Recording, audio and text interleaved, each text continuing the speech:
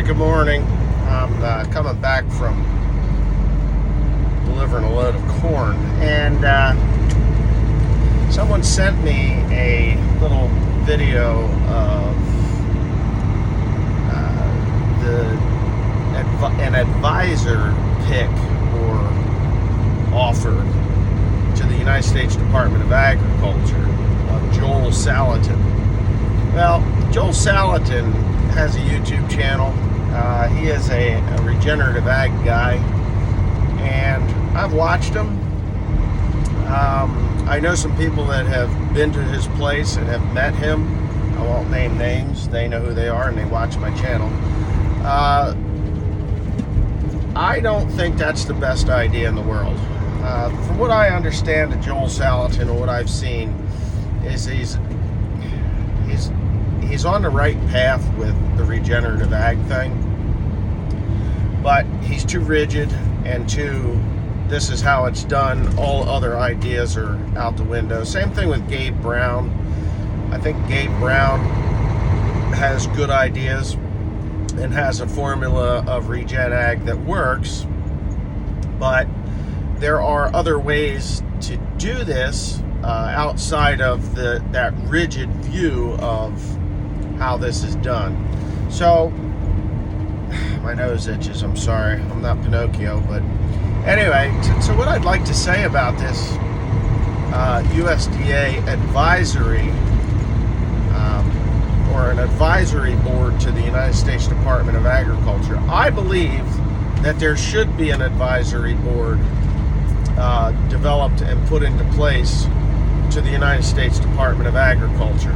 What I don't think it should be is anybody from an organization like Farm Bureau or any type of a cooperative, any suit that doesn't actually derive their sole income from agricultural dudes like myself that get their hands dirty every day. I think that an advisory board to the United States Department of Agriculture should be made up of two farmer representatives from every state that has a farmer in it. Yes, that includes Alaska. There are some farmers in Alaska. So I really do, and even our territories or former colonies like Puerto Rico,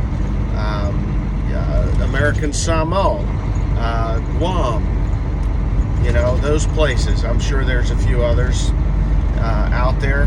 Midway Island, I don't think they do any agriculture there, but I really do believe that it should be treated as though it's a Senate type position, two representatives from each state. These representatives need to be farmers, real farmers, not people that hold an executive position and farm on the weekend, or don't derive their sole income from farming. Just really honestly, salt of the earth farmers like myself, and I would be willing to do this. Because I think I'm experienced enough in this business to actually have an opinion as to what is harming United States farmers, us. People that watch my channel, myself included, somebody that gets up at 4 o'clock in the morning like I do, climbs in a truck to deliver a crop that he's put his heart and soul into, that our representatives have deemed we're going to lose money this year.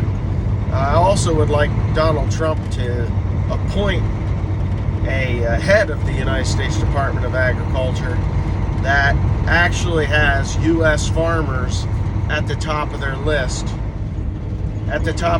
U.S. farmers first.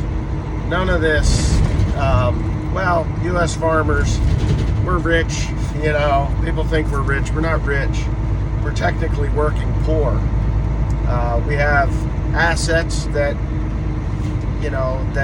number in the millions of dollars, but when it comes down to it, we're leveraged to the point, most of us are leveraged to the point of if we don't get XYZ number of bushels per acre, we won't be able to pay our rent, we won't be able to pay our equipment bills and or the fertilizer, seed bills, and all that other stuff. We need a head of the United States Department of Agriculture that reels in some of these chemical companies. The ones that hold the patents on the seed to the point where you can't utilize seed that you've grown. Used to save your best soybean seed and grow that, but because there's patents on the seed, you can't do that anymore, and I find that to be rather un-American. So there's a patent on the seed.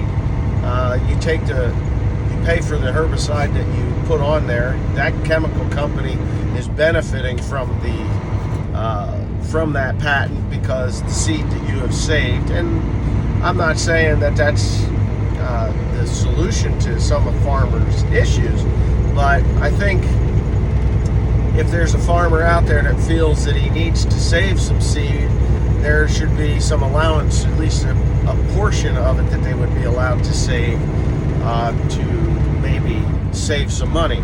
But right now, as a farmer, we have more people in our pockets, and we have been levied to the point where we don't even have the option, whether it's a good option or not, to save some seed, whether it's wheat seed, soybean seed.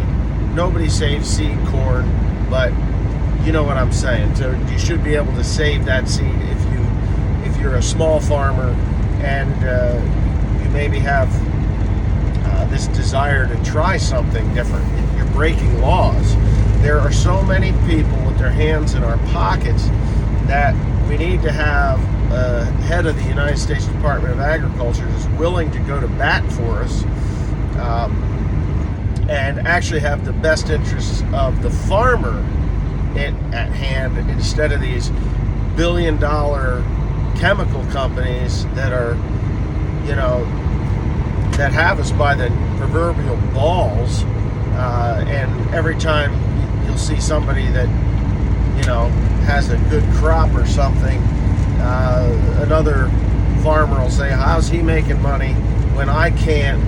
And we fall under the same rules, and then before you know it, there's law enforcement on their ass because they're claiming that they saved seed. I used to save seed, wheat seed, soybean seed, even planted some saved corn seed a couple of times on small test plots, but I can't do that anymore because it's against the law. They would go to jail. But I really do believe that whoever is appointed head of the United States Department of Agriculture should have an advisory board to advise them to do what's best for the farmers in this country. Because this last Secretary of Agriculture, or head of the USDA, Secretary of Agriculture, that piece of shit, and I'm going to say it just as plain as I can, stood up this spring and said, U.S. farmers, you're going to work just as hard as you did the year before and the year before and the year before, and you're going to pay more for your fertilizer than you have in recent years, and you're going to pay more for your chemical inputs, you're going to pay more for your seed, more for your parts, more for your equipment, and you're going to get paid less, so much less that you won't even be able to make money. The profit margin is so thin that you will not be able to make money unless you have a perfect year. And even that is debatable this year. So those are my thoughts on the new appointee to the Secretary of Agriculture, or the head of the United States Department of the United States Department of Agriculture, USDA. We need smart people. We need people that are not closed-minded. We need people that are open-minded.